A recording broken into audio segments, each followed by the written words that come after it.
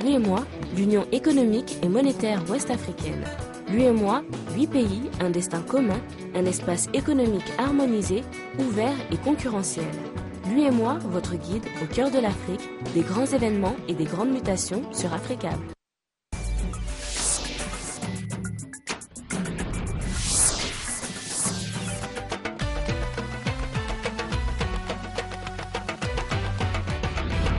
C'est un plaisir de vous retrouver pour le rendez-vous de l'information sur Africable Télévision. Voici les titres de cette édition.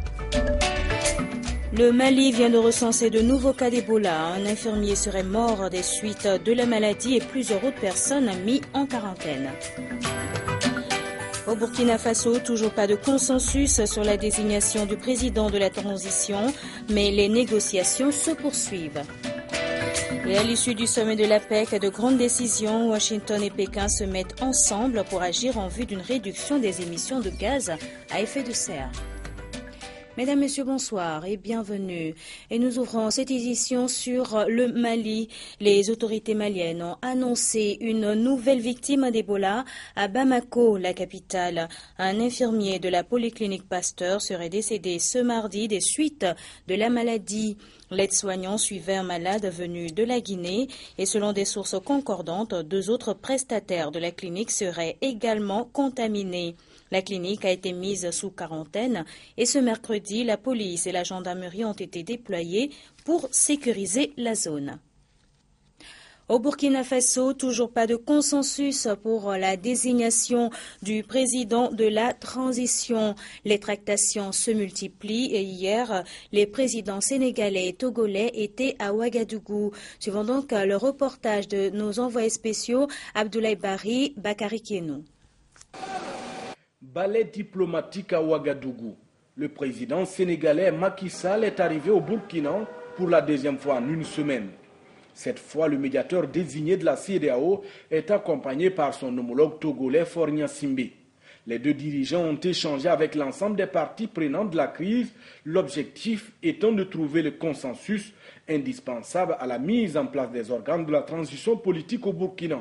Il est apparu que nous arriverons à un consensus sur la charte, puisque les partis politiques avaient proposé depuis hier une charte de la transition, charte qui a été amendée par les autorités militaires. Il y a eu des contre-propositions. Nous avons cherché à faire converger les différentes positions qui ne sont pas d'ailleurs très éloignées les unes des autres. Ils ont demandé, la classe politique ainsi que la société civile, à demander un temps supplémentaire d'ici demain pour justement revoir en profondeur les différentes propositions alternatives. La charte élaborée par les 3 composantes, à savoir classe politique, société civile et autorités coutumières et religieuses, fixe désormais le cadre des discussions entre l'ensemble des acteurs. Les autorités militaires ont apporté plusieurs observations sur la charte, notamment la suppression du Parlement au profit d'un Conseil national de transition qui sera un organe consultatif. Suppression également du Conseil de défense et de sécurité ainsi que la Commission de réconciliation pour éviter de charger la transition avec trop de structures. Ces amendements seront analysés par les autres acteurs. La rencontre de cet après-midi avec les chefs d'État Macky Sall et Fornia Simbe nous a permis d'avoir connaissance des observations qui ont été faites par les nouvelles autorités. Il nous appartient maintenant de les examiner sereinement, toujours dans le cadre du format qui a prévalu à l'adoption du premier document, dans le cadre d'une plénière, afin, je crois, de pouvoir aboutir à une version finale de la charte. Les discussions se sont poursuivies aujourd'hui à Ouagadougou entre les acteurs burkinabés. Les jours ou heures à venir devraient permettre d'en savoir plus sur les conclusions. Depuis la chute de Blaise Compaoré le 31 octobre dernier, le pays peine à se trouver la personnalité qui conduira à la transition politique jusqu'aux prochaines élections. 12 novembre 1984, 12 novembre 2014, il y a de cela 30 ans que l'Assemblée générale des Nations unies adoptait la résolution 3911 approuvant le texte relatif à la déclaration sur les droits des peuples à la paix. Et cette déclaration proclame que tous les peuples ont un droit sacré à la paix. Le ministre gabonais des droits humains en profite pour sensibiliser ses compatriotes à respecter les droits des enfants. On l'écoute. chers enfants, chers jeunes, soyez des orientateurs au lieu de vous faire orienter très souvent en méconnaissance de cause. Soyez des inspirateurs au lieu d'être manipulés et privés de votre droit fondamental de choisir les bonnes voies. Défendez activement la paix de notre pays, notre peuple, car vous en êtes les véritables gardiens et principaux bénéficiaires de demain. Ayez donc vos propres critères de jugement. Aimons notre progéniture en lui inculquant la passion effrénée de la paix et de ses bienfaits. Éduquons nos enfants en leur prodiguant sans relâche le parfum apaisant de notre attention éducative et empreinte d'amour. Cessons donc de voir en notre jeunesse les outils malléables de la construction absurde de nos folies et nos égoïsmes, qui non seulement sont les ravageurs de leur avenir, mais aussi et surtout les dévoreurs, à leur insu, des aspirations légitimes qui les guident profondément. Au Niger, Plan International a procédé au lancement de son rapport Afrique 2014 de la campagne « Parce que je suis une fille » sous le thème du renforcement du pouvoir des filles dans la société, l'économie et le leadership. Ce rapport est l'aboutissement des recherches menées par Plan International Afrique. Sarki Aboubakar, Raza Kabaché. Ce rapport 2014 d'une 50aine de pages est divisé en 3 parties. Il en ressort que même si des efforts ont été faits, les filles et les femmes sont toujours confrontées aux violences sexistes. Leur participation au processus décisionnel est encore faible et leur dépendance économique toujours d'actualité. Et je pense que c'est le progrès qu'il faut voir. On n'est pas en train de régresser. Le mariage précoce des enfants est là, mais c'est en train de s'éliminer progressivement. La maltraitance faite aux filles est là, mais c'est en train de s'améniser, ainsi de suite. Et notre point essentiel, c'est comment est-ce qu'on peut assurer que les filles et les adolescentes et les femmes puissent participer aux instances de décision et soient suffisamment représentées dans le processus de prise de décision. Le rapport salue certaines décisions d'ordre politique dans de nombreux pays, notamment dans la promotion d'une éducation réussie pour les filles. Il fait cependant des recommandations pertinentes. On était très ravis aussi de voir que le président de la République, dans notre rencontre aujourd'hui, on est sur la même ligne. Et il tient à ce que son gouvernement, au Niger, ils font tout pour garder les filles au moins jusqu'à 16 ans. Et il ne faut pas qu'on agisse uniquement avec les filles en laissant les parents et les leaders d'opinion. Il faut qu'on marche avec tout le monde ensemble. Et aujourd'hui, on est en train de voir une conscientisation, une sensibilisation de tous ces acteurs-là. La fondation est là et c'est ce qu'on peut parler d'avancement. Oui, on peut parler d'avancement. Le lancement de ce rapport Afrique 2014 de la campagne « Parce que je suis une fille » a pour thème le renforcement du pouvoir des filles dans la société, l'économie, le leadership. Retour au Mali, l'association malienne des gestionnaires de ressources humaines était ce matin face à la presse. Et l'objectif de cette rencontre était d'informer les hommes de médias sur les préparatifs de la 18e journée africaine des ressources humaines qui se tiendront donc du 18 au 20 novembre à Bamako. Reportage Abdoulaye Maïga, Sekou Doumbia, commentaire Diakadidia Tangara. La gestion des ressources humaines en période de crise, tel est le thème retenu par les 18e journées africaines des ressources humaines qui se tiendront du 18 au 20 novembre 2014 à Bamako. L'association malienne des gestionnaires de ressources humaines s'est mobilisée pour la réussite de cet événement. Elles seront marquées par essentiellement de 2 activités. Nous aurons le colloque autour du thème « La gestion des ressources humaines en temps de crise ». Quelles leçons nous avons appris et quels enseignements nous pourrons en tirer pour la période post-crise. À côté du colloque, nous aurons une exposition. Nous avons prévu des stands pour permettre aux professionnels des ressources humaines en République du Mali et dans la sous-région de pouvoir exposer leurs produits et services, faire une offre de services au public. Et À côté de cela, nous avons quand même une cinquantaine de visiteurs étrangers qui vont venir dans le pays. Nous souhaiterons pour leur permettre de voir un petit bout du Mali, partager quelques souvenirs du Mali et leur donner envie de revenir dans notre pays lorsque l'occasion se présentera. Ces journées seront l'occasion pour les experts qui y prendront part d'identifier et de mettre en exergue les stratégies et politiques en matière de responsabilité sociale des entreprises. Nous voulons que les entreprises maliennes, les organisations maliennes, les politiques au Mali, qu'on comprenne que la fonction ressources humaines a besoin d'être un peu mieux valorisée. Parce que le constat s'impose par rapport aux autres pays, nous sommes un peu en retrait. Nous devons faire des progrès pour essayer de rattraper notre retard dans ce domaine-là. À noter qu'environ 250 à 300 professionnels en gestion des ressources humaines venant d'Afrique, d'Europe et d'ailleurs échangeront pendant 2 jours sur le thème de la journée.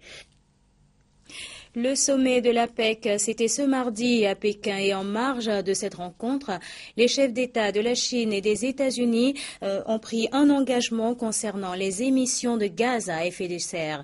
Ils ont donc décidé d'agir ensemble en vue de leur réduction.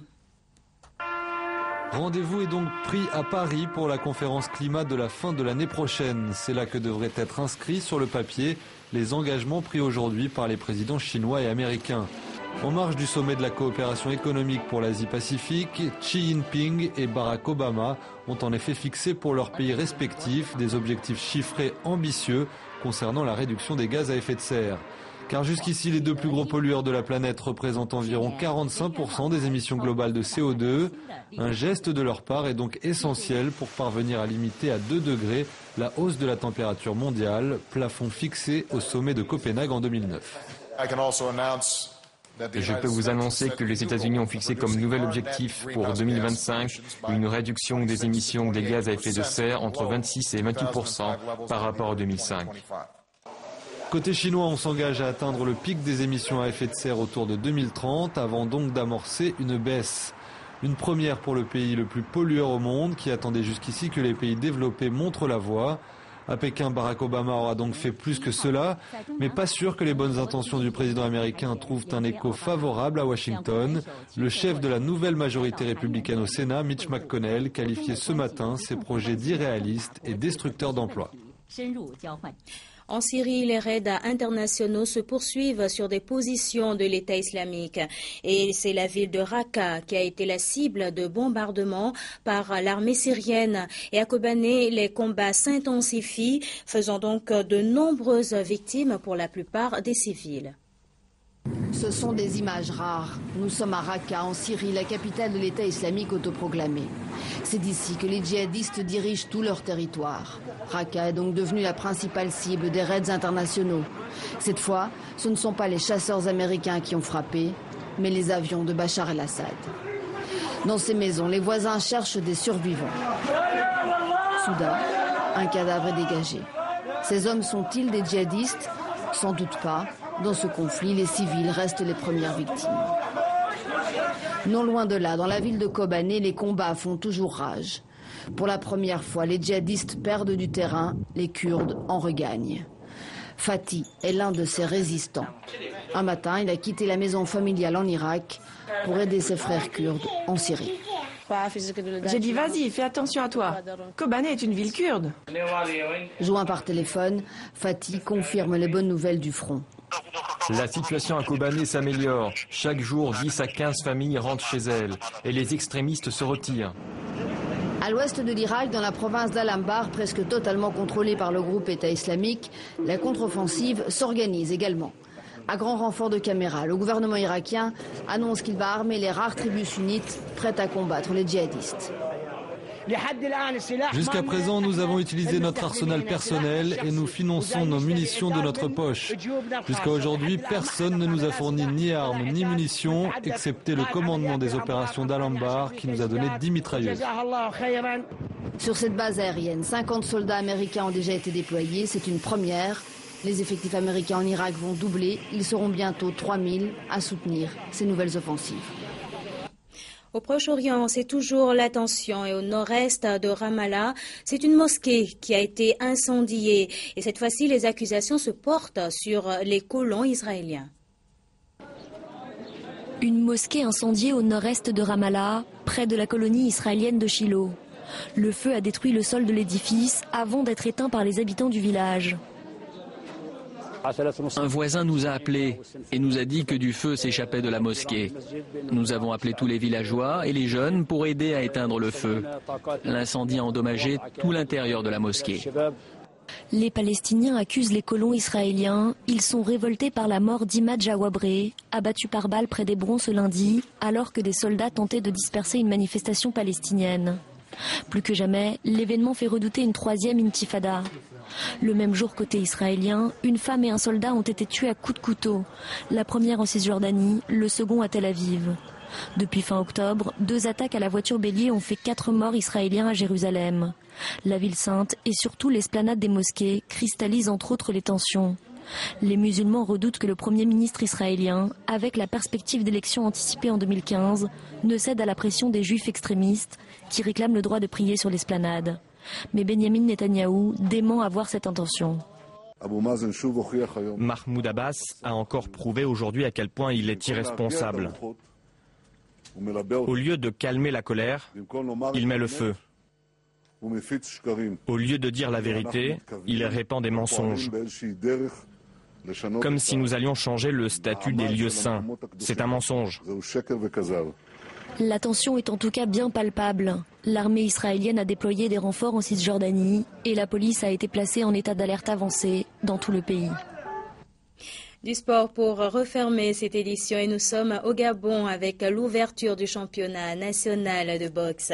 Une saison qui débute sur fond de formation des juges arbitres, plus d'une dizaine qui étaient pendant une semaine à l'école des règles des techniques de la pratique du noblard. Ismaël Obianze, Thierry Médecin.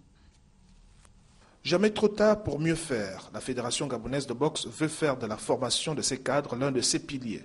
Ils sont plus d'une dizaine à avoir reçu leur parchemin au terme d'un stage d'une semaine conduit par un expert gabonais de haut niveau. Les juges arbitres ainsi formés vont devoir officier les combats du championnat national aussitôt lancé par la FEGABOX, ce que le président Sousa a compris la nécessité de redynamiser sa discipline.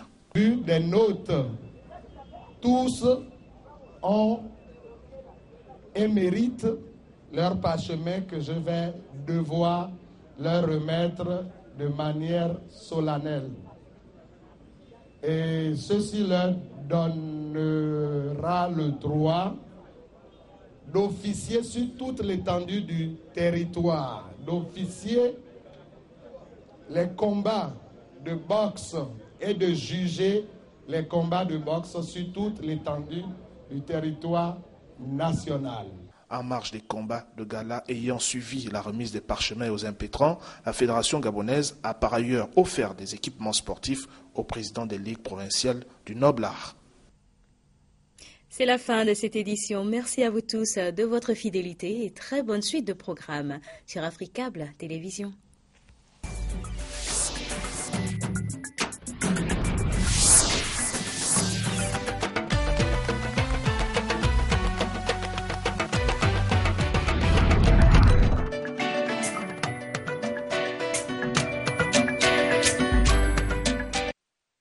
L'UEMOA, l'Union économique et monétaire ouest-africaine.